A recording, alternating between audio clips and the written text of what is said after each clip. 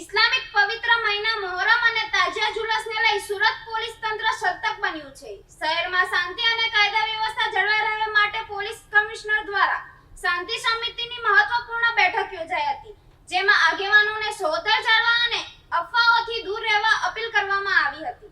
Islamic પવિત્ર મહિનો મોહરમ અને તાજિયા જુલુસને ધ્યાનમાં રાખીને સુરત શહેરમાં શાંતિ અને કાયદા વ્યવસ્થા જળવાઈ રહે તે માટે સુરત પોલીસ કમિશનર દ્વારા આજે મહત્વપૂર્ણ શાંતિ સમિતિની બેઠકનું આયોજન કરવામાં આવ્યું હતું।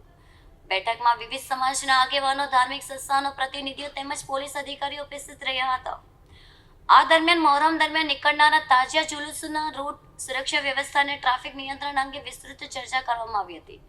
પોલીસ કમિશનરે તમામ આગેવાનોને પરસ્પર સૌહાર્દ અને ભાઈચારાની ભાવના જાળવી રાખવા અપીલ કરી હતી। સાથે જ સોશિયલ મીડિયા પર કોઈપણ પ્રકારની અફવાને અથવા ભડકાઉ સંદેશાઓથી દૂર રહેવાની સૂચના આપવામાં આવી હતી। તહેવાર દરમિયાન કાયદા વ્યવસ્થાને અસર પહોંચાડે તેવી પ્રવૃત્તિઓ સામે કડક કાર્યવાહી કરવામાં આવશે તેવું પણ જણાવ્યું હતું। બેઠકમાં તાજિયા જુલુસ શાંતિપૂર્વક અને સુવ્યવસ્થિત રીતે સંપન્ન થાય તે માટે જરૂરી સૂચનો અને માર્ગદર્શન આપવામાં આવ્યું હતું।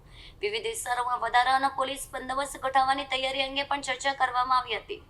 આગેવાનોએ પણ પોલીસને સંપૂર્ણ સહયોગ આપવાની ખાતરી વ્યક્ત કરી હતી। શહેરમાં શાંતિપૂર્ણ વાતાવરણ જળવાઈ રહે અને તહેવાર સૌહાર્દપૂર્ણ રીતે ઉજવાય તે માટે તમામને સાથે મળીને કાર્ય કરવાની અપીલ કરવામાં આવી હતી।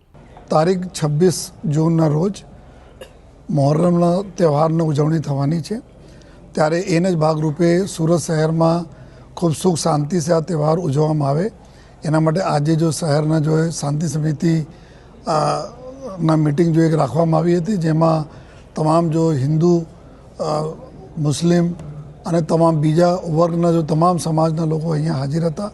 અમારા તમામ અધિકારીઓ હાજર રહીને એકબીજા સાથે સારા કોઓર્ડિનેટ કરીને જોઈએ કોઈ તકલીફ નહીં પડે અને ખૂબ સૌહાર્દપૂર્ણ વાતાવરણમાં આ તહેવાર પૂર્ણ થાય જોઈએ એની સમગ્ર જો ચર્ચાઓ કરવામાં આવી જોઈએ। અને પોલીસ તરફથી બી ખાતરી આપવામાં આવી છે કે પોલીસ 100% સહયોગ કરશે, આયોજકોને કરશે જોઈએ, તહેવાર સારી રીતે ઉજવવામાં કરશે।